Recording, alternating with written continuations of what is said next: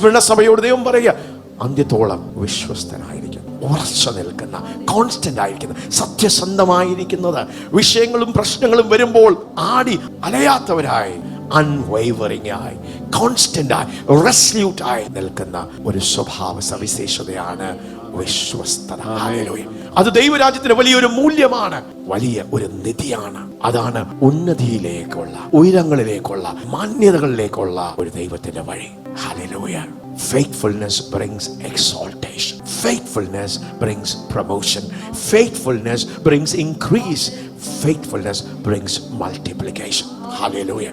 നീ വിശ്വസ്തനായിരുന്നാൽ ദൈവത്തിന് നിന്നെ ഉയർത്തുവാൻ കഴിയും. അപ്പോൾ കർത്താവ് തന്റെ ശിഷ്യന്മാരെ പണിഞ്ഞെടുക്കുക. അതുകൊണ്ട് ചില ഉപമകൾ പറഞ്ഞ് അതിൽ നിന്ന് ചില പാഠങ്ങൾ പഠിപ്പിച്ച് തന്റെ ശിഷ്യന്മാരെ ഉറപ്പിക്കുക, നിങ്ങൾ വിശ്വസ്തന്മാരാകണം. വളരെ സുപരിതമായ ചില പാരബിൾസ്, ഉപമകൾ നമുക്ക് പെട്ടെന്നൊന്ന് ചിന്തിക്കാം. അതിൽ നിന്ന് ചില ഗുണപാഠങ്ങൾ നമുക്ക് പഠിക്കാം. മത്തായിയുടെ സുവിശേഷം 25-ാം അധ്യായം അതിന്റെ 14-ാമത്തെ വാക്യം. Matthew chapter 25:14. അന്ത്യകാലത്തുള്ള ബന്ധത്തിൽ കർത്താവിന്റെ രണ്ടാമത്തെ വരവ് വരുമ്പോൾ എന്തൊക്കെ സംഭവിക്കും? അതിന് തൊട്ട് മുമ്പേ 10 കന്യകളെ കുറിച്ചുള്ള ഒരു ഭാഗമാണ്. 5 കന്യകമാർ ഒരുങ്ങി, അവർ വിശ്വസ്തരായിരുന്നു. 5 പേര് അവിശ്വസ്തത കാണിച്ചു. അതെല്ലാം പറഞ്ഞവരെ പഠിപ്പിച്ച് സ്തോത്രം. അവസാന നാളുകളിൽ വിശ്വസ്തത എത്ര പ്രധാനപ്പെട്ട ഒരു കാര്യമാണ് എന്നവരെ ബോധിപ്പിക്കുന്ന, മനസ്സിലാക്കുന്ന, അതിന്റെ അനുഗ്രഹത്തെ കുറിച്ച്, the blessings and the rewards of faithfulness, because a faithful person will be blessed, a faithful person will be rewarded in the kingdom, a faithful person will be exalted, a faithful person will be promoted in the kingdom. Yes. ഒരു മനുഷ്യൻ പരദേശത്ത് പോകുമ്പോൾ ദാസന്മാരെ വിളിച്ച്, ദാസന്മാരെ അപ്പോൾ ദൈവരാജ്യത്തിന്റെ തത്വങ്ങൾ പഠിപ്പിക്കുക, ലെസനുകൾ പഠിപ്പിക്കുക, ചില കാര്യങ്ങൾ കുറച്ച് ആഴത്തിൽ അവരുടെ ഹൃദയത്തിലേക്ക് കഥ പറഞ്ഞ്, ഉപമകൾ കഥകളാണ്, ആത്മീയ സത്യത്തെ കൊണ്ടുവരുവാൻ സ്വാഭാവികമായി സാധാരണമായി മനസ്സിലാക്കാൻ പറ്റുന്ന ഭൂമിയിലുള്ള ചില ഉദാഹരണങ്ങൾ, കഥകൾ പറഞ്ഞ് ദൈവവചനത്തിന്റെ ആത്മീയ സത്യത്തിന്റെ മൂല്യങ്ങൾ കൊണ്ടുവരുന്ന കാര്യങ്ങളാണ് ഉപമകൾ. യെസ്. തന്റെ സമ്പത്ത് അവരെ ഏൽപ്പിച്ചു. സ്വത്രം. അപ്പോൾ ഒരു ധനികനായ ഒരു മനുഷ്യൻ വിളിക്കുകയാണ്, തന്റെ ദാസന്മാരെ വിളിച്ച് തന്റെ സമ്പത്ത് വിഭജിച്ച് കൊടുക്കുകയാണ്. ഒരുവന് 5 താലന്ത്. വളരെ സുപരിതമായ ഭാഗമാണ് താലന്തുകളുടെ ഉപമ. ഒരുവന് 5, ഒരുവന് 2, 1. ഒരുവന് 1. യെസ്. ഇങ്ങനെ ഓരോരുത്തരും അവനവന്റെ പ്രതിഫല പ്രാപ്തി പോലെ കൊടുത്തു. 19-ാമത്തെ വാക്യത്തിലേക്ക് നമുക്ക് പെട്ടെന്ന് വരാം. 5 കിട്ടിയവൻ എന്ത് ചെയ്തു? വളരെ കാലം കഴിഞ്ഞ ശേഷം ആ ദാസന്മാരുടെ യജമാനൻ വന്ന് അവരുമായി കണക്ക് തീർത്തു. വളരെ നാളുകൾ കൊടുത്തു, പോയി. കർത്താവ് പഠിപ്പിക്കുക, ഇതുപോലെയാണ് നിങ്ങളെല്ലാം. ആദ്യത്തെ പാഠം, പലതും ദൈവം നമ്മളെ ഏൽപ്പിച്ചിട്ടുണ്ട്. നമ്മളെല്ലാം കാര്യവിചാരകന്മാരാണ്. ഇവിടെ ഇരിക്കുന്ന കൊച്ചു കുട്ടികൾ മുതൽ വലിയവര് എല്ലാവരും ദൈവരാജ്യത്തിൽ നമുക്ക് എല്ലാവർക്കും താലന്തുകൾ, ഗിഫ്റ്റുകൾ, സ്കില്ലുകൾ, പൊട്ടൻഷ്യലുകൾ, ഉത്തരവാദിത്തങ്ങൾ, റെസ്പോൺസിബിലിറ്റീസ് എല്ലാം വിത്തായി നമ്മുടെ കയ്യിൽ ദൈവം തന്നിരിക്കുകയാണ്. God has made us stewards. ഇന്ന് നമുക്കുള്ളതെല്ലാം, നമ്മൾ ഇട്ടിരിക്കുന്ന വസ്ത്രം മുതൽ നമ്മൾ കഴിക്കുന്ന ആഹാരം മുതൽ നമ്മൾ പാർക്കുന്ന ഭവനം എല്ലാം ആരുടെയാണ്? ദൈവത്തിന്. അത് നമ്മുടെ സ്വന്തമല്ല, അതെല്ലാം ദാനമായി ദൈവം നമുക്ക് ദൈവത്തിന്റെ ഇഷ്ടപ്രകാരം ഓരോരുത്തർക്ക് പകുത്ത് ദൈവം ഒരുവന് 5 കൊടുത്തു, ഒരുവന് 2 കൊടുത്തു, ഒരുവന് 1 കൊടുത്തു. ഞങ്ങൾക്ക് 3 മക്കളെ തന്നു, വേറൊരാൾക്ക് 2 മക്കളെ കൊടുത്തു, വേറൊരാൾക്ക് 1 കുഞ്ഞിനെ കൊടുത്തു. അപ്പോൾ വ്യത്യസ്തമായിട്ടെല്ലാം ദൈവത്തിന്റെ ഇഷ്ടപ്രകാരം ദൈവം എന്ത് ചെയ്തു? പകുത്തു കൊടുത്തു. ഒരുവന് 5, ഒരുവന് 2, 1. അപ്പോൾ ദൈവം എന്താ ആഗ്രഹിക്കുന്നത്? വിശ്വാസം ആഗ്രഹിക്കുന്നു, അപ്പോൾ തന്നെ വിശ്വസ്തത ആഗ്രഹിക്കുന്നു. ഈ പാഠത്തിൽ കൂടെ നാം മനസ്സിലാക്കുന്നത് ഉയർച്ചയിലേക്ക്, വലിയ കാര്യങ്ങളിലേക്ക് എങ്ങനെയാണ് നമുക്ക് പ്രവേശിക്കാൻ കഴിയുന്നത്. വലിയ കാര്യങ്ങളിലുള്ള വിശ്വസ്തത മാത്രമല്ല, ദൈവം ആഗ്രഹിക്കുന്ന ചെറിയ മൈന്യൂട്ട് കാര്യങ്ങളിൽ പോലും ദൈവം വിശ്വസ്തത ആഗ്രഹിക്കും. ഈ ഉപമകൾ താലന്തുകളുടെ ഉപമയാണെന്നാണ് നാം മനസ്സിലാക്കുന്നത്. പക്ഷേ this parable is not just about talents, it's about faithfulness. വിശ്വസ്തതയുടെ പാഠമാണ് ഇതിൽ കൂടെ പഠിപ്പിക്കുന്നത്. So this is a parable of faithfulness. അപ്പൊ 5 കിട്ടിയവൻ എന്ത് ചെയ്തു? പെട്ടെന്ന് നമുക്ക് വായിക്കാം. 5 താലന്ത് ലഭിച്ചവൻ അടുക്ക വന്ന് വേറെ 5 കൂടെ കൊണ്ടുവന്നു. യജമാനെ 5 താലന്തല്ലോ എന്നെ ഏൽപ്പിച്ചത്, 5 താലന്ത് കൂടെ നേടിയിരിക്കുന്നു എന്ന് പറഞ്ഞു. 5 താലന്ത് കൂടെ നേടിയിരിക്കുന്നു. അപ്പോൾ കൊടുത്തു കഴിഞ്ഞ് എന്താ? സൈലന്റ് പീരീഡ് ആണ്. ഒരു രീതിയിൽ പറഞ്ഞാൽ ആരും നോക്കുന്നില്ല, ആരും മോണിറ്റർ ചെയ്യുന്നില്ല, ആരും കണക്ക് ചോദിക്കുന്നില്ല. പക്ഷെ കുറെ സമയം കഴിഞ്ഞപ്പോൾ ദൈവരാജ്യത്തെ തത്വങ്ങളാണ്. നമ്മൾ ചിന്തിക്കും ദൈവം കാണുന്നില്ല, ദൈവം നോക്കുന്നില്ല, ദൈവം ഇതൊന്നും അറിയുന്നില്ല, ദൈവം തന്നു പിന്നെ ദൈവം ഉറങ്ങുക എന്നാണ് നാം ചിന്തിക്കുന്നത്. പക്ഷെ God is watching. ദൈവം വളരെ സൂക്ഷിച്ച് നമ്മെ നോക്കുന്നുണ്ട്, നമ്മെ അറിയുന്നുണ്ട്. പക്ഷെ ദൈവം ഇടപെടുന്നില്ല. God is watching, God is noticing. പക്ഷെ ഒരു സമയം വരുമ്പോൾ പെട്ടെന്ന് ദൈവം വെളിപ്പെടും. ദൈവം കണക്ക് ചോദിക്കും. 5 കൊടുത്തവന്റെ കയ്യിൽ 5 കൊടുത്തു. ആ മനുഷ്യൻ ചിന്തിച്ചു കാണും, യജമാനങ്ങ് പോയി, കുറെ കാലമായി കാണുന്നൊന്നുമില്ല, എനിക്ക് ഇഷ്ടമുള്ളതുപോലൊക്കെ ചെയ്യാം. കാണുന്നില്ലല്ലോ, അറിയുന്നില്ലല്ലോ, കണക്ക് ചോദിക്കുന്നില്ലല്ലോ. പക്ഷെ പെട്ടെന്ന് ഇങ്ങ് വിളിക്കുക, ഒരു അക്കൗണ്ട് എടുക്കുക. നമ്മുടെ ഹൃദയത്തിൽ ആ ഒരു ദൈവഭയം വരട്ടെ. ഒരുപക്ഷെ നമ്മൾ ചിന്തിക്കും, ദൈവം ഒന്നും ന്യായം വിധിക്കുന്നില്ലല്ലോ, ദൈവം ഒന്നും കാണുന്നില്ലല്ലോ, ദൈവം ഉണ്ടായിരുന്നെങ്കിൽ ഇങ്ങനെയൊക്കെയാണോ? പക്ഷെ ദൈവം എല്ലാം അറിയുന്നു. നാം ചെയ്യുന്ന ചെറിയ കാര്യങ്ങൾ പോലും ദൈവം കാണും. ദൈവത്തിന്റെ ബുക്കിൽ ദൈവം എഴുതി വെച്ചിരിക്കുന്നു. ദൈവത്തിന്റെ ന്യായസന്നിധിയിൽ നിൽക്കുന്ന ഒരു ദിവസം, അന്ന് നമ്മുടെ ബുക്കുകൾ തുറക്കും, ഞങ്ങളുടെ അക്കൗണ്ടുകൾ തുറക്കും. നമുക്ക് ഒരു അവസരം തരും, നമുക്ക് ദൈവത്തിന് മുമ്പാകെ പറയുവാൻ. അതുകൊണ്ട് കണക്ക് കൊടുക്കണം, കണക്ക് ബോധിപ്പിക്കണം. that I am accountable. നമ്മുടെ സ്ഥാപനത്തിൽ അങ്ങനെയല്ലേ, ജോലി ചെയ്യുന്ന സ്ഥാപനത്തിൽ അങ്ങനെയല്ലേ? പഞ്ച് ചെയ്യണം, പഞ്ച് ഔട്ട് ചെയ്യണം.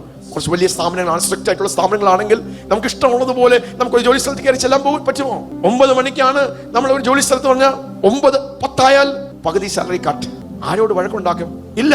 ആ സ്ഥാപനത്തിന്റെ റൂൾ അതങ്ങനെയാണ് അല്ലെ? ഒരു സ്ഥാപനത്തിൽ അവരുടെ മൂല്യങ്ങൾ അനുസരിച്ച്, അമേരിക്കൻ കമ്പനീസിൽ അതുകൊണ്ട് 5 മിനിറ്റ് നേരത്തെ വരും. അവർക്കറിയാം 10 മിനിറ്റ് ലേറ്റ് ആയാൽ കട്ട്. ഞാൻ ആരോട് വഴക്കുണ്ടാക്കിയിട്ട് ഒരു കാര്യമില്ല, അത് ആ സ്ഥാപനത്തിന്റെ റൂളാണ്. എന്തു പറയുന്ന പോലെ കണക്ക് ബോധിപ്പിക്കേണ്ട ഒരു ദിവസം വരും.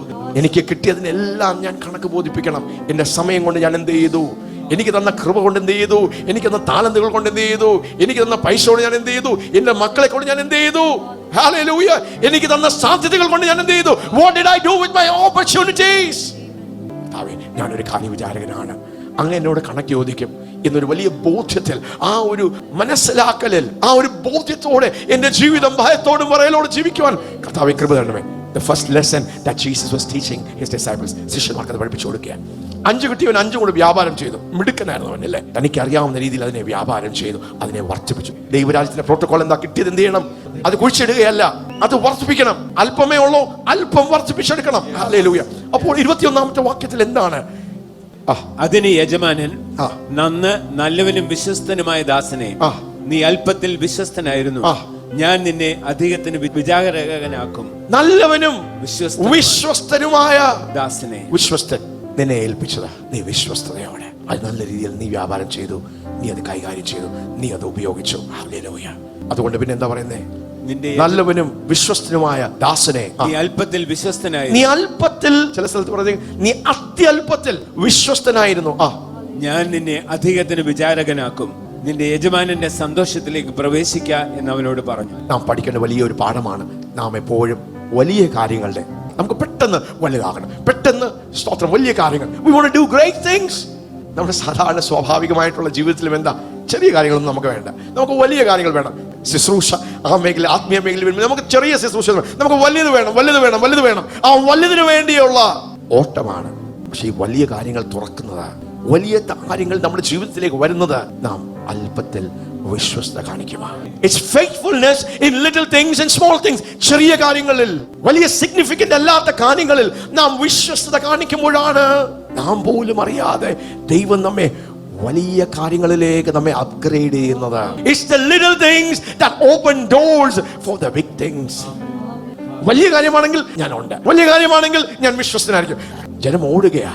പക്ഷെ നമുക്കറിയാം, അത്യല്പത്തിൽ നാം വിശ്വസ്ത കാണിച്ചാൽ ദൈവത്തിന്റെ രാജ്യത്തിന്റെ സിസ്റ്റമാണ്, ദൈവം അധികത്തിൽ കാര്യവിചാരകനാക്കും. ചെറിയ കാര്യമാണ് നിങ്ങളെ ഏൽപ്പിച്ചത്, അത് നിങ്ങളെ ജോലി സ്ഥലത്തായിരിക്കാം, ശുശ്രൂഷ മേഖലകളിലായിരിക്കാം, സഭയിലായിരിക്കാം, ഭവനത്തിലായിരിക്കാം, കുടുംബത്തിലായിരിക്കാം.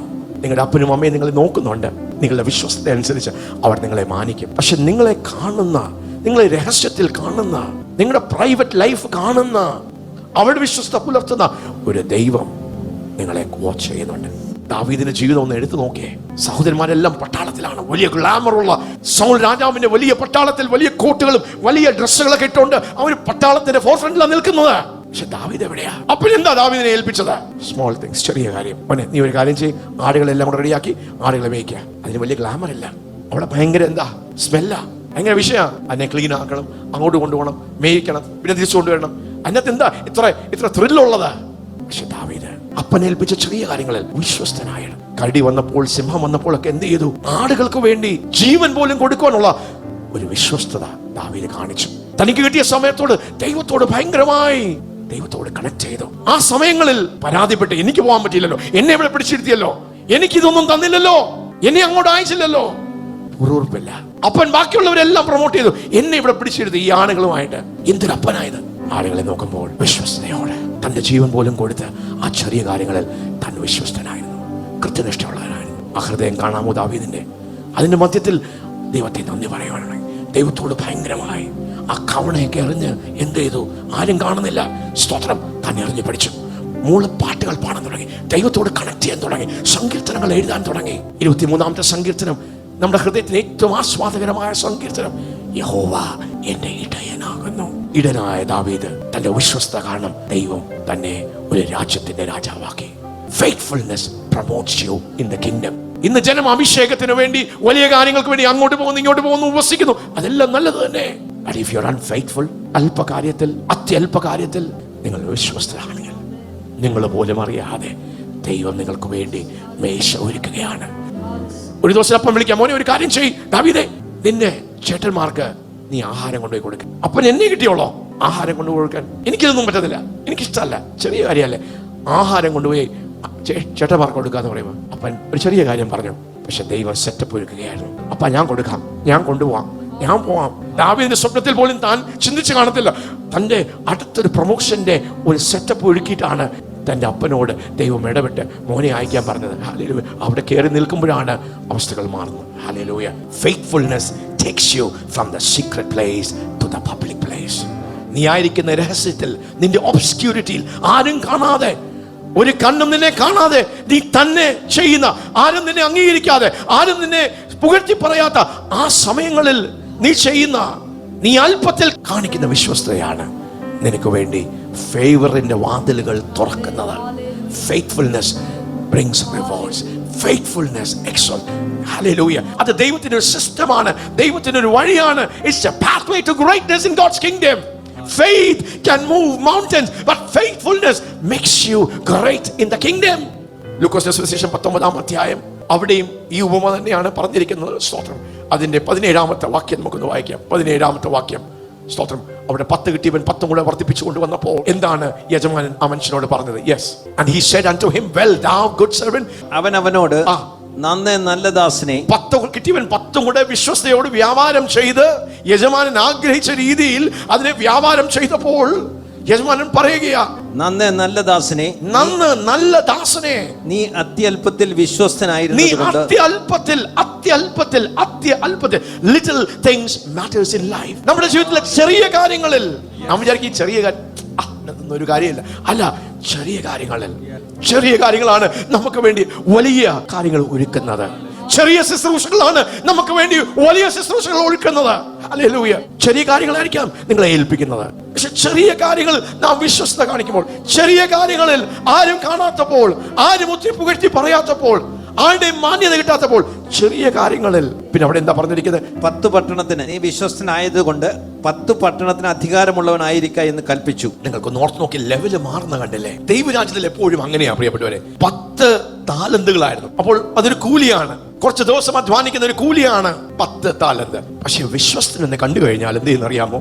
ഇതുപോലെയാ. കാട്ടിൽ കിടന്നവനെ, ഇടയനായവനെ, ആടുകളെ നോക്കുന്നവനെ ഒരു രാജ്യത്തിന്റെ രാജാവാക്കി തീർക്കുന്ന ഒരു ലെവലാണ്, ഒരു പ്രൊമോഷനാണ് ദൈവം ചെയ്യുന്നത്.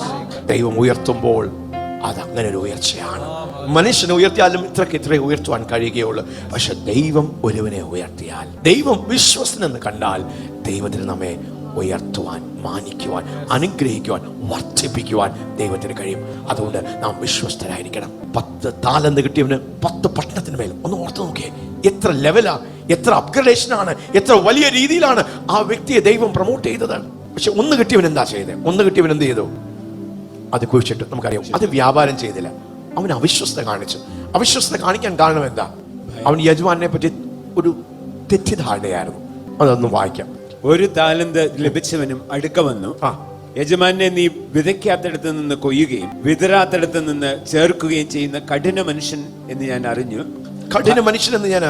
ഭയപ്പെട്ട് ചെന്ന് നിന്റെ താലന്ത് നിലത്ത് മറച്ചു വെച്ചു, നിന്റെ ഇതാ എടുത്തുകൊള്ളുക എന്ന് പറഞ്ഞു. അതിന് യജമാനൻ ഉത്തരം പറഞ്ഞത്, ദുഷ്ടനും മടിയനുമായ ദാസനെ. ഒന്ന് നോക്കേ, കണക്ക് ബോധിപ്പിക്കുക. ദൈവരാജ്യ 1 കുഴിച്ചിട്ടപ്പോൾ, വിശ്വസ്തയോട് അത് കൈകാര്യം ചെയ്യാതിരുന്നപ്പോൾ, അവിടെ യജമാനൻ വളരെ കർശനമായിട്ടാണ് അതിനെ കൈകാര്യം ചെയ്യുന്നത്. ദുഷ്ടനും മടിയനുമായ ദാസനെ. യെസ്. ഞാൻ വിതയ്ക്കാത്തടത്ത് നിന്ന് കൊയ്യുകയും വിതറാത്തടത്ത് നിന്ന് ചേർക്കുകയും ചെയ്യുന്നതിനുമെന്ന് നീ അറിഞ്ഞുവല്ലോ. യെസ്. നീ എന്റെ ദ്രവ്യം പൊൻവാണിഭക്കാരെ ഏൽപ്പിക്കേണ്ടതായിരുന്നു. യെസ്. അപ്പോൾ ഞാൻ വിധിക്കുകയാണ്. ദൈവത്തിന് ഇഷ്ടപ്പെട്ടില്ല. കർത്താവ് പറയുക, ദൈവരാജ്യത്തിൽ അങ്ങനെയാണ്. ഉപമ പറഞ്ഞ് പറയുകയാണ്, നിങ്ങൾ വിശ്വസ്ത കാണിച്ചില്ല എങ്കിൽ, നല്ല കാര്യ വിചാരകനല്ല എങ്കിൽ അത് നന്നായി പോകുകയില്ല. അതുകൊണ്ട് നിങ്ങൾ 5 താലന്തുള്ളവരെ പോലെ, 2 താലന്ത് വ്യാപാരം വിശ്വസ്തയോട് വ്യാപാരം ചെയ്ത പോലെ നിങ്ങൾ അതിനെ വ്യാപാരം ചെയ്യണം. പിന്നെ 28. യെസ്. ആ താലന്ത് അവന്റെ പക്കൽ നിന്ന് എടുത്ത് 10 താലന്തുള്ളവന് കൊടുപ്പി. ഇങ്ങനെ ഉള്ളവന് ഏവനും ലഭിക്കും. ഉള്ളവന് ഏവനും ലഭിക്കും. അവന് സമൃദ്ധി ഉണ്ടാകും, അവന് സമൃദ്ധി ഉണ്ടാകും. ഇല്ലാത്തവനോടോ ഉള്ളതും കൂടെ എടുത്തു കളയും എന്ന് പറയും. ഉള്ളവന് വിശ്വസ്തയുടെ പാഠങ്ങളാണ് നാം പഠിക്കുന്നത്. നീ അത്യല്പത്തിൽ വിശ്വസ്തനായാൽ ദൈവം നിന്നെ മാനിച്ചുയർത്തും. നിനക്ക് ഉന്നതിയിലുള്ള പാത്വേ ദൈവം തന്നെ സെറ്റപ്പ് ചെയ്യും. അതിനുവേണ്ടി ബന്ധപ്പെടേണ്ട ആവശ്യമില്ല. നീ വിശ്വസ്തനായി നിന്നെ ഏൽപ്പിച്ചിരിക്കുന്ന കാര്യത്തിൽ നീ വിശ്വസ്തനായിരിക്കുക. നീ അങ്ങോട്ടും ഇങ്ങോട്ടും ആടി ഓലേണ്ട ആവശ്യമില്ല. Hallelujah. God expects you to be faithful. Hallelujah. നീ വിശ്വസ്തയെ ആചരിച്ചാൽ എന്ത് പറ്റും? നിനക്ക് കൂടുതൽ ലഭിക്കും. നീ വിശ്വസ്തനാണെങ്കിൽ നീ ദൈവത്തിന്റെ ഒരു മാഗ്നറ്റായി മാറും. നിന്നിലേക്ക് ആകർഷിക്കത്തക്ക രീതിയിൽ ദൈവത്തിന്റെ ഒരു ഡിവൈൻ മാഗ്നറ്റിസം വർക്ക് ചെയ്യാൻ തുടങ്ങും. വിശ്വസ്തത ആചരിക്കുന്നവന്, വിശ്വസ്തത പ്രമാണിക്കുന്നവന്, ഉള്ളവന്, വിശ്വസ്തന് അധികം ലഭിക്കും. അവന് സമൃദ്ധിയുണ്ട്. So what's the pathway to multiplication? What's the pathway to abundance? What's the pathway to blessing? What's the pathway to promotion, exaltation, increase? It's faithfulness in little things. അത്യല്പത്തിൽ വിശ്വസ്തനായിരിക്കും. ലൂക്കോസിന്റെ സുവിശേഷം 16-ാം അധ്യായം, ലൂക്കോസിന്റെ സുവിശേഷം 16-ാം അധ്യായം, അവിടെയും ഒരു ഉപമയാണ്. 1-ാമത്തെ വാക്യം നമുക്കൊന്ന് വായിക്കാം. പിന്നെ ഇവൻ ശിഷ്യന്മാരോട് പറഞ്ഞത്, ധനവാനായ ഒരു മനുഷ്യൻ ഒരു കാര്യവിചാരകൻ ഉണ്ടായിരുന്നു. ഒരു കാര്യവിചാരകൻ ഉണ്ടായിരുന്നു. അവൻ ധനവാന്റെ വസ്തുവക നാനാവിധമാക്കുന്നു എന്ന് ചിലർ അവനെ കുറ്റം പറഞ്ഞു. ഒരു ധനികനായ മനുഷ്യൻ, ഒരു കാര്യവിചാരകൻ, തന്റെ സമ്പത്തെല്ലാം ഒരു കാര്യവിചാരകനെ. അപ്പോൾ ധനികനായ മനുഷ്യൻ ആരാണ്? ദൈവമാണ്. കാര്യവിചാരകൻ ആരാണ്? നാം ഓരോരുത്തരും കാര്യവിചാരകന്മാരാണ്. അപ്പോൾ ഈ വ്യക്തി എന്ത് ചെയ്തു? ഈ കാര്യവിചാരകൻ, ഈ മാനേജർ എന്ത് ചെയ്തു? അതിനെ നാനാവിധമാക്കി, കള്ളത്തരം കാണിച്ചു, വഞ്ചന കാണിച്ചു. ഇന്ന് ലോകത്തിൽ വിശ്വസ്തയാണോ അവിശ്വസ്തയാണോ നാം കാണുന്നത്? ചെറിയ ലാഭത്തിന് വേണ്ടി, ചെറിയ ഉയർച്ചയ്ക്ക് വേണ്ടി, ചെറിയ പ്രൊമോഷന് വേണ്ടി, ചെറിയ കാര്യങ്ങൾ ഒന്ന് സാധിപ്പിച്ചെടുക്കുവാൻ, അവരുടെ കാര്യങ്ങൾ ഒന്ന് സെറ്റപ്പ് ആക്കാൻ. എന്താണ് ലോകത്തിന്റെ സംസ്കാരം? ലോകത്തിന്റെ സ്വഭാവം എന്താണ്? കള്ളത്തരം കാണിക്കുക, അവിശ്വസ്ത കാണിക്കുക, വെട്ടിപ്പും തട്ടിപ്പും കാണിക്കുക, വഞ്ചിക്കുക. അതല്ലേ നാം കാണുന്നത്? അല്പ ലാഭത്തിന് വേണ്ടി, അല്പ ഉയർച്ചയ്ക്ക് വേണ്ടി, നമ്മുടെ കാര്യങ്ങൾ സാധിപ്പിച്ചെടുക്കാൻ നാം കളവ് കാണിക്കുക. അവിശ്വസ്തത. അവിശ്വസ്തത എന്താ? അവിശ്വസ്തത എന്താ? അവിശ്വസ്തത സത്യസന്ധതയില്ലാത്ത, ഉറപ്പില്ലാത്ത, കോൺസ്റ്റൻസി ഇല്ലാത്ത. പക്ഷെ ദൈവം നമ്മെ കുറിച്ച് ആഗ്രഹിക്കും. നമ്മുടെ ദൈവം വിശ്വസ്തനാകയാൽ തന്റെ മക്കൾ. So we must cultivate faithfulness in our life. ചെറിയ കാര്യങ്ങൾ പോലും നാം വിശ്വസ്തത ആചരിക്കണം, പാലിക്കണം. അങ്ങനെ നാം വളരണമെന്ന് ദൈവം ആഗ്രഹിക്കുന്നു. V must cultivate faithfulness. തന്റെ ശിഷ്യന്മാർക്ക് അത് ബോധ്യപ്പെടുത്തി കൊടുക്കുക. ഒരു വലിയ ധനവാൻ ഉണ്ടായിരുന്ന കാര്യവിചാരങ്ങളുണ്ട്, നാനാവിധമാക്കി. അടുത്ത വാക്യങ്ങളിൽ നമ്മൾ എന്താ കാണുന്നത്? അവൻ അവനെ വിളിച്ചു. യജമാനൻ വിളിച്ചു, കണക്ക് ബോധിപ്പിക്കുക, എനിക്ക് മതിയായി, ഞാൻ നിന്നെ പുറത്താക്കുക. അപ്പോൾ എന്താണ് ഈ കാര്യവിചാരകൻ ചെയ്തത്? പെട്ടെന്ന് തന്നെ പുറത്താക്കുമെന്ന് ഉറപ്പായി. അപ്പോൾ പെട്ടെന്ന് യജമാനെ കടപ്പെട്ടവരെ വിളിച്ച് അവർക്ക് ഇളച്ചം കൊടുക്കുക. 100 എണ്ണ കൊടുക്കണമെങ്കിൽ അതിനെ 50 ആക്കി ഇളച്ചു കൊടുത്തു. അവരോട് ഭയങ്കരമായിട്ട് കരുണ കാണിച്ചു. അവിടെയും വളരെ ബുദ്ധിയോടെ പറഞ്ഞു കഴിഞ്ഞാൽ, യജമാനൻ എന്നെ ഇറക്കി കളഞ്ഞാലും യജമാനന്റെ കടക്കാരനോട് ഞാൻ നല്ല കാര്യം ചെയ്തു കഴിഞ്ഞാൽ 100 കൊടുക്കേണ്ട, 100 കടമുള്ളെടുത്ത് ഞാനത് വിട്ടിത്തിരിച്ച് 80 ആക്കി കൊടുത്താൽ, 50 ആക്കി കൊടുത്താൽ എന്ത് ചെയ്യും? ഈ യജമാനനെ പുറത്താക്കിയാലും അവരെന്ത് ചെയ്യും? എന്നെ താങ്ങിക്കൊള്ളും എന്നുള്ള ഒരു കാര്യം. 8-ാമത്തെ വാക്യം നമുക്കൊന്ന് വായിക്കാം. ഈ അനീതിയുള്ള കാര്യവിചാരകൻ, ഈ അനീതിയുള്ള കാര്യവിചാരകൻ ബുദ്ധിയോടെ പ്രവർത്തിച്ചത് കൊണ്ട്, ബുദ്ധിയോടെ പ്രവർത്തിച്ചു. അപ്പോൾ അവിടെ ഒരു പാഠം പഠിപ്പിക്കുന്നുണ്ട്. ഓക്കെ, അതിലേക്ക് നമ്മൾ പോകുന്നില്ല. അതിലേക്ക് പോയി കഴിഞ്ഞാൽ സമയം ഒത്തിരി ആകും. ഈ അനീതിയുള്ള കാര്യവിചാരകൻ എന്ത് ചെയ്തു? ബുദ്ധിയോടെ പ്രവർത്തിച്ചത് താൻ പ്രവർത്തിച്ചു. യജമാനൻ അവനെ പുകഴ്ത്തി. വിളിച്ച മക്കളെക്കാൾ ഈ ലോകത്തിന്റെ മക്കൾ തങ്ങളുടെ തലമുറയിൽ ബുദ്ധിയേറിയവരല്ലോ. അപ്പോൾ ചെയ്തത് അനീതിയാണ്, പക്ഷേ യജമാനൻ പുകഴ്ത്തി പറയുക, സ്തോത്രം, നീ കൊള്ളാമല്ലോ, നീ നിന്റെ ഭാവിക്ക് വേണ്ടി നീ ഭയങ്കര സെറ്റപ്പ് റെഡിയാക്കിയല്ലോ എന്നുള്ള രീതിയിൽ അവനെ പുകഴ്ത്തി. അവൻ ചെയ്ത പ്രവൃത്തി, സ്തോത്രം, അതൊരു തെറ്റായിരുന്നെങ്കിലും പാപമായിരുന്നെങ്കിലും അവൻ ആ ബുദ്ധി ഉപയോഗിച്ച്, കൗശലത്തോടെ ഉപയോഗിച്ച്, വിവേകത്തോടെ അവന്റെ കാര്യം, അവന്റെ സ്വയത്തിന് വേണ്ടിയുള്ള കാര്യത്തെ അവൻ അങ്ങനെ ബുദ്ധിയിൽ ചിന്തിച്ചതിനെ പുകഴ്ത്തി. സ്തോത്രം, അതിൽ നിന്ന് ഒരു ഗുണപാഠം ശിഷ്യന്മാർക്ക് പഠിപ്പിച്ചു കൊടുത്തു. 10-ാമത്തെ വാക്യത്തിലേക്ക് നമുക്കൊന്ന് വായിക്കാം. അല്പത്തിൽ വിശ്വസ്തനായവൻ, വീണ്ടും അല്പത്തിൽ വിശ്വസ്തനെ അധികത്തിന് വിശ്വസ്തൻ. സ്തോത്രം, ദൈവത്തിന്റെ പ്രമാണമാണ്, ദൈവരാജ്യത്തിന്റെ സിസ്റ്റമാണ്. അല്പത്തിൽ വിശ്വസ്തൻ, അധികത്തിൽ വിശ്വസ്തൻ. ദൈവത്തിന്റെ അസസ്മെന്റ് അങ്ങനെയാണ്. ദൈവം ന്യായം വിധിക്കുമ്പോൾ, ദൈവം അളക്കുമ്പോൾ, ദൈവം നോക്കുമ്പോൾ, ദൈവം വലിയ കാര്യങ്ങളെയല്ല നോക്കുന്നത്, ദൈവം നമ്മുടെ ജീവിതത്തിന്റെ ചെറിയ കാര്യങ്ങൾ. Hallelujah. Because if you are faithful with small things, അപ്പോൾ ഒരു സ്ഥാപനത്തിൽ ആൾക്കാരെ റിക്രൂട്ട് ചെയ്യുമ്പോൾ, സ്തോത്രം, ഒരു ശുശ്രൂഷയ്ക്ക് വേണ്ടി ആൾക്കാരെ സെലക്ട് ചെയ്യുമ്പോൾ, ദൈവരാജ്യത്തിന്റെ വാല്യൂ സിസ്റ്റം എങ്ങനെയാണ്? അവർ പറയുന്ന വലിയ വലിയ കാര്യങ്ങളല്ല, അവർ ചെയ്യുന്ന അല്പത്തിൽ, അല്പമായി അവരെ ഏൽപ്പിച്ചിരിക്കുന്ന മേഖലകളിൽ അല്പത്തിൽ അവർ വിശ്വസ്തനാണെങ്കിൽ അധികത്തിൽ വിശ്വസ്തനാണ്. അല്പത്തിൽ അവിശ്വസ്തത കാണിക്കുന്ന ഒരു വ്യക്തിയാണെങ്കിൽ ആ വ്യക്തിയെ നിങ്ങൾ സൂക്ഷിച്ചോളണം. തട്ടിപ്പും വെട്ടിപ്പും കള്ളത്തരവും വഞ്ചനയും കാണിക്കുന്ന ഒരു വ്യക്തിയാണെങ്കിൽ വാച്ച് ദം കെയർഫുള്ളി. അത്യല്പത്തിൽ നീതി കെട്ടവൻ അത്യല്പത്തിൽ നീതി കെട്ടവനാണെങ്കിൽ അധികത്തിലും നീതി കെട്ടവൻ. ദൈവത്തിന്റെ കണ്ണുകൾ എപ്പോഴും ജനത്തിന്മേൽ നോക്കുകയാണ്. ഞാൻ ആരെയാ ഉപയോഗിക്കേണ്ടത്? ആരെയാണ് എന്റെ പദ്ധതികൾക്ക് വേണ്ടി തിരഞ്ഞെടുക്കേണ്ടത്? ആരാണ് എന്റെ പ്രതിപുരുഷനായ എന്റെ സ്ത്രീയായി? God's eyes are searching. നമ്മുടെ കഴിവിനേക്കാൾ ദൈവം നോക്കുന്നത് വിശ്വസ്തതയാണ്. നമ്മുടെ ജോലി സ്ഥലത്ത്, നമ്മുടെ സമയത്തോടുള്ള ബന്ധത്തിൽ, നമ്മളെ ഏൽപ്പിച്ചിരിക്കുന്ന ഉത്തരവാദിത്തങ്ങളിൽ, ചെറിയ ചെറിയ കാര്യങ്ങളിൽ നാം വിശ്വസ്തരാണ്. 11ാമത്തെ വാക്യം നമുക്കൊന്ന് വായിക്കാം. നിങ്ങൾ അനീതിയുള്ള മാമോനിൽ വിശ്വസ്തരായില്ല എങ്കിൽ സത്യമായത് നിങ്ങളെ ആര് ഭരമേൽപ്പിക്കും? വീണ്ടും ഒരു വലിയ പാഠം കർത്താവ് പഠിപ്പിക്കുക. അനീതിയുള്ള മാമോനിൽ നിങ്ങൾ വിശ്വസ്തനായെങ്കിൽ സത്യമായത് നിങ്ങളെ ആര് ഭരമേൽപ്പിക്കും? സത്യമായത് ആര് ഭരമേൽപ്പിക്കും എന്ന് പറഞ്ഞു കഴിഞ്ഞാൽ, ദൈവരാജ്യത്തിൽ പണം ഏറ്റവും ചെറിയ ഒരു കാര്യമാണ്. ലോകത്തിൽ പണമാണ് ഏറ്റവും വലുത്. പക്ഷെ ദൈവരാജ്യത്തിൽ ദൈവം നോക്കുന്നു നമ്മുടെ പണ ഇടപാടുകളിൽ, നമ്മൾ പണം കൈകാര്യം ചെയ്യുന്നതിൽ, നമ്മുടെ ദശാംശം കൊടുക്കുന്നതിൽ, നമ്മുടെ ചെറിയ കാര്യങ്ങളിൽ നമ്മൾ എങ്ങനെയാണ് കൈകാര്യം ചെയ്യുന്നത്? ഒരു സ്ഥാപനത്തിലായിരിക്കാം, സഭയിലായിരിക്കാം, കുടുംബത്തിലായിരിക്കാം, അപ്പനായിരിക്കാം ഒരു 100 രൂപ എടുത്തു തരുന്നേ. ഇവിടെ പറഞ്ഞിരിക്കുന്നത്, അനീതിയുള്ള മാമനോട് പൈസയോടുള്ള ബന്ധത്തിൽ നിങ്ങൾ വിശ്വസ്തത കാണിക്കുന്നില്ല എങ്കിൽ, ചെറിയ കാര്യങ്ങളിൽ, ദൈവരാജ്യത്തിൽ ഏറ്റവും ചെറുതായിട്ടിരിക്കുന്ന കാര്യത്തിൽ നാം വിശ്വസ്തത കാണിക്കുന്നില്ല എങ്കിൽ, ദൈവരാജ്യത്തിൽ വിലയേറിയ കാര്യങ്ങൾ, ദൈവരാജ്യത്തിൽ വിലയേറിയ കാര്യങ്ങൾ എന്താ? ദൈവത്തിന്റെ വെളിപ്പാടുകൾ, ദൈവത്തിന്റെ ജ്ഞാനം, അഭിഷേകത്തിന്റെ ആഴം. അപ്പോൾ ദൈവരാജ്യത്തിൽ അല്പത്തിൽ ദൈവം ഏൽപ്പിച്ചിരിക്കുന്ന നമ്മുടെ സമയം, നമ്മുടെ താലന്തുകൾ, നമ്മുടെ പണം, ഈ കാര്യങ്ങളിൽ നാം വിശ്വസ്തത ആചരിച്ചില്ല എങ്കിൽ, how can God entrust with greater responsibility through riches? 12ാമത്തെ വാക്യം. അന്യമായതിൽ വിശ്വസ്തരായില്ല എങ്കിൽ നിങ്ങൾക്ക് സ്വന്തമായത് ആര് തരും? വീണ്ടും കർത്താവ് തന്റെ ശിഷ്യന്മാരെ പഠിപ്പിക്കുക. If you have not been faithful that which is another man's, who shall give you that which is your own? മറ്റൊരു വ്യക്തിയുടെ കാര്യമായിരിക്കും നമ്മുടെ കയ്യിലേക്ക് ഏൽപ്പിക്കുന്നത്. മറ്റൊരു സ്ഥലത്തായിരിക്കും നമ്മളെ ദൈവമാക്കിയിരിക്കുന്നത്. ഒരു ചെറിയ സെൽ ഗ്രൂപ്പ് ആയിരിക്കും നമ്മെ ഏൽപ്പിക്കുന്നത്. ഒരു ചെറിയ ശുശ്രൂഷയായിരിക്കും നമ്മളെ ഏൽപ്പിക്കുന്നത്. ഒരു പാസ്റ്റർ എടുക്കേണ്ട ഒരു സെൽ ഗ്രൂപ്പാ, അത് വേറൊരാളെ ഏൽപ്പിച്ചു. ലീഡർ ഒരു പാസ്റ്റർ ഏൽപ്പിച്ചത് വേറൊരാളെ. അത് ഒരു പാസ്റ്റർ സെൽ ഗ്രൂപ്പ് അല്ലേ? ഞാൻ എന്തിനാ അത്ര ആത്മാർത്ഥത കാണിക്കുന്നത്? എന്തിനാ ഞാൻ എന്റെ സ്വന്തമായിട്ട് എന്നെ ഏൽപ്പിച്ചതുപോലെ ഞാൻ ചെയ്യുന്നേ? അല്ല, നാം അന്യന്റെ കാര്യങ്ങളെ വിശ്വസ്ത കാണിക്കുമ്പോൾ, അവിടെ വിശ്വസ്ത പുലർത്തുമ്പോൾ, ദൈവം നമുക്ക് കാര്യവിചാരകത്വം ചെയ്യത്തക്ക രീതിയിൽ ആ സ്പിയേഴ്സിനെ ദൈവം തുറക്കും. ഹല്ലേലൂയ, ആമേൻ, ആമേൻ. നമ്മുടെ ദൈവം വിശ്വസ്തനാണ്. നമ്മുടെ ദൈവം വിശ്വസ്തനാണ്. ആ ഗോഡ് ഈസ് ഫെയ്ത്ത്ഫുൾ. ആ വിശ്വസ്തത തന്നെ ദൈവം നമ്മിൽ നിന്ന് ആഗ്രഹിക്കുന്നു. നാം കൈകാര്യം ചെയ്യുന്ന എല്ലാ മേഖലകളിലും, ബന്ധങ്ങളിൽ, എവിടെയാണെങ്കിലും, ചെറുതായിക്കോട്ടെ വലുതായിക്കോട്ടെ, അവിടെ എല്ലാം ദൈവം വിശ്വസ്തയെ ആഗ്രഹിക്കുന്നു. സ്തോത്രം, ഹല്ലേലൂയ. നമുക്ക് നമ്മെ ഏൽപ്പിക്കാം. ആമേൻ.